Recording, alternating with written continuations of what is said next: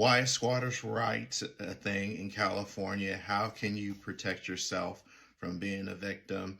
And what you would have to do to get rid of a squatter legally through the legal process. Hi, my name is Rob Wells. I'm the landlord. We're on TikTok and YouTube. Please feel free to like, share, and subscribe to our videos. Now, been getting a lot of things about squatters recently. Kind of wanted to make a video on it. So why is it a thing in California? Well, it's probably a couple of things.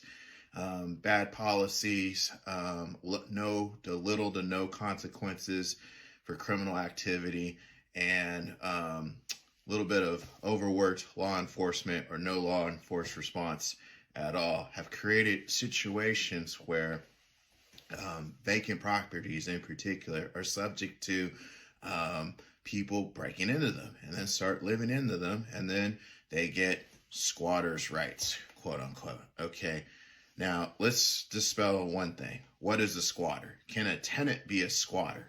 Not under the legal definition under California law, okay?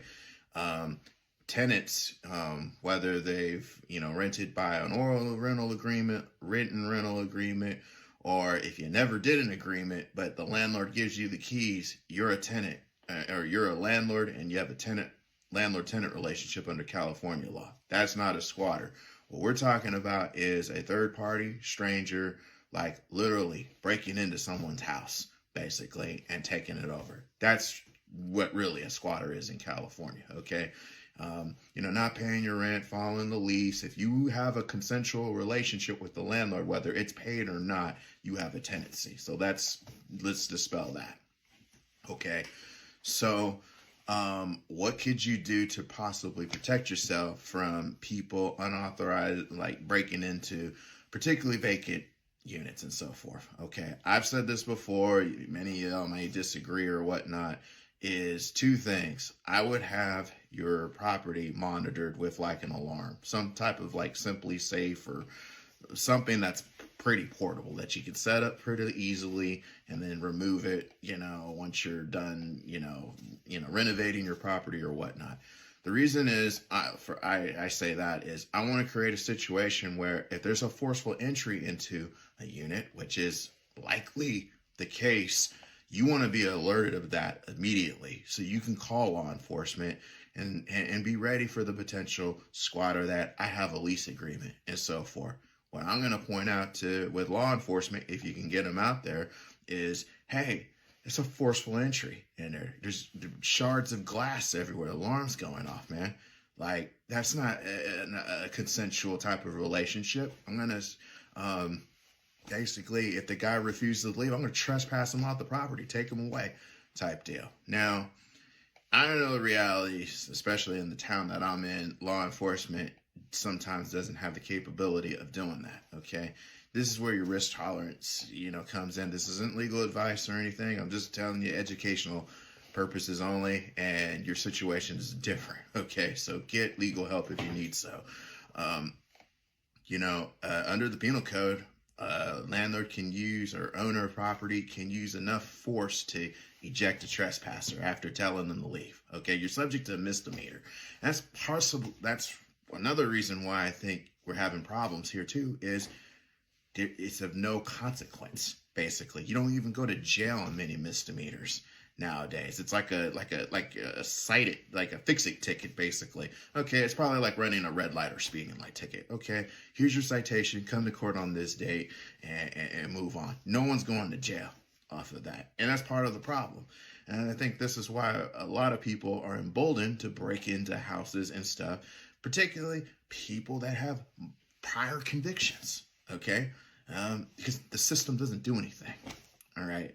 So that's part of the problem. Law enforcement response, and, there's no consequence, even if law enforcement gets there in many of these situations, okay? So another mechanism that you can do to protect yourself is make your property harder to target, okay? If it's going to be vacant, make it appear like it's occupied, okay? Have someone check the property out. Number one thing, where squatters get their quote-unquote rights, or how they get entrenched, is landlord doesn't even know. The owner doesn't even know that they're there, okay? So you need to, time is not on your side here on any of these. If you find out that you have someone in there that ain't supposed to be there, you need to act immediately. Call the police, start documenting stuff. Okay. Now, what happens if you got someone that's entrenched in the house? Okay. What does one have to do? Okay.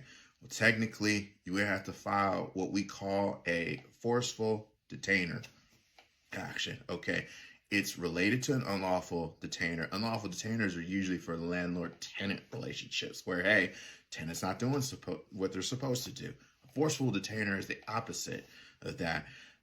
You use it basically when like a trespasser breaks in, or the law was originally designed for like landlords booting out tenants illegally so they could be restored back to possession. But it could be used against squatters as well too. You generally have to give a demand. It's like a 5-day notice, and then you could file a suit basically, and it functions basically the same as an unlawful detainer or an eviction case.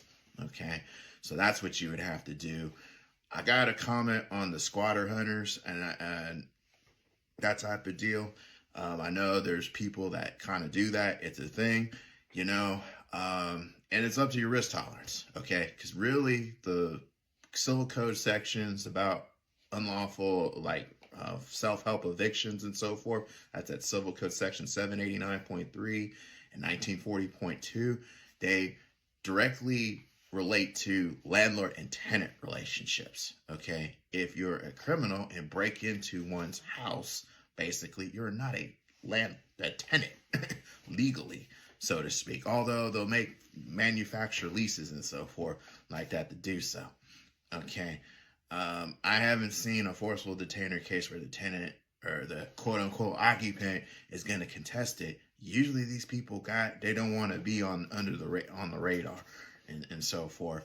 And so the squatter hunters, what they do is they sign a release with the actual owner, or they have the permission of the landlord, and then they go in peacefully, right, and just occupy the property with the tenant. They don't commit any violence or anything, because the statutes for landlord and tenant relationships will relate to like violence and so forth. So really what the squatter hunters are doing is they're squatting back. I guess it's called squat back, basically, you can call it. And they just drive them, nuts, basically, to have them voluntarily leave. Okay. What are my thoughts on that? Your risk tolerance. Okay. Many of the people that I deal with have stuff to lose, and that's why the squatters kind of game the system, because they don't usually have anything to lose. Okay. So, and a lot of my owners and stuff that have multiple properties or assets, they don't want to get in legal trouble. So they go the legal channels. But sometimes when you don't have the resources like that, you use other alternatives. And you know what? Everyone's a grown adult in the room here. I wouldn't recommend it, but again, too, you gotta live with your, the risk that you run using a squatting person to kind of get a squatter out is, a civil suit of sorts. And so that's the risk, basically. But, each one has to evaluate the risk and the different facts and so forth. So that's all I'm going to say about that.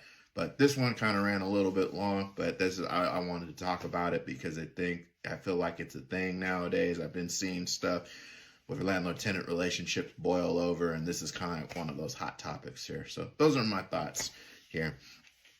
Owners of property, managers, landlords, if you got someone in there that's not supposed to be in there, whether you had a previous landlord-tenant relationship or it's actually a true squatter situation, you're in the Northern California area, feel free to reach out. We might be able to help out. Put your comments, questions down below. Try to answer them to the best of my ability. Until next time, folks, talk to you then. See ya.